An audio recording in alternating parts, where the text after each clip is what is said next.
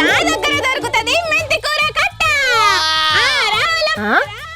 ఈమెంది airport కు ఏమో అరుస్తున్నది. మెంతి కూర కట్టలున్నాయి ఇక్కడ, తాజా తాజా మెంతి కూర కట్టలు. అక్వా అక్వా అక్వా, ఓ అన్న ఓ అక్క, మెంతి కూర కట్ట తీసుకుపోతున్నావా?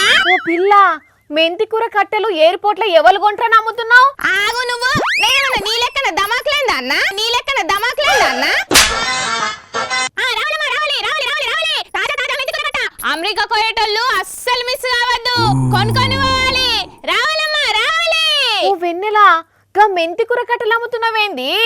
అయినా అమ్మేదానివి మన గల్లీలు అమ్ముకోక గా ఎయిర్పోర్ట్ లో అమ్ముతున్నావు? అరే నేనేం ఆల్లీలకు అమ్ముతలేను, అమెరికా పోయేటోళ్ళకే అమ్ముతున్నా. రావాలమ్మా రావాలి, అమెరికా పోయేటోళ్ళు నా దగ్గరనే కొనుక్కొని పోవాలి. అదేంటి, అమెరికా పోయేటోళ్ళు మెంతి కూర కొనుక్కోవాలనా? ఎందుకు, అక్కడ దొరకాయా? ఎందుకు దొరకాయి, కాకపోతే ఫుల్ గా డబ్బులు వేస్ట్. అదే నా దగ్గర అయితే మస్తు తక్కువ. అగ్గు అగ్గు అని గంత మొత్తుకుంటున్నావు, ఇంతకు కట్ట ఎంత? అంతెక్కడిది, కట్టకు 300. కట్టకు 300. ఏంది, కట్టకు 300? అది కూడా అగ్గువనా? షాన్ అంటే షాన్ అగ్గువా. ఇంకా 10 రూపాయలకు వచ్చే మెంతి కూర కట్టకు 300 చెప్పి మోసం చేద్దామని చూస్తున్నావా? హలో, అది మన కాడ. అదే అమెరికాలో అయితే మెంతికూర కట్టకు 600 అట. 600 రూపాయలా? మరి నేను ఇంకా సగానికే 300కే అమ్ముతున్నా. ఇక్కడ నుంచి అమెరికా పోయేటోళ్ళు నా దగ్గర కొనుక్కొని పోతే అక్కడికి పోయినాక కొనుడు బాధ తప్పుతుంది. ఇంకా ఎక్కువ కొనుక్కపోయి అక్కడ అమ్ముకున్నా కట్టకు 300 మిగులుతాయి. అందుకే ఇక్కడ ఎయిర్పోర్ట్ లో అమ్ముతున్నా. పొయ్యి అంటు పెట్టడానికి కావాలి అగ్గి పెట్ట, నా దగ్గర ఉన్నది మెంతికూర కట్ట.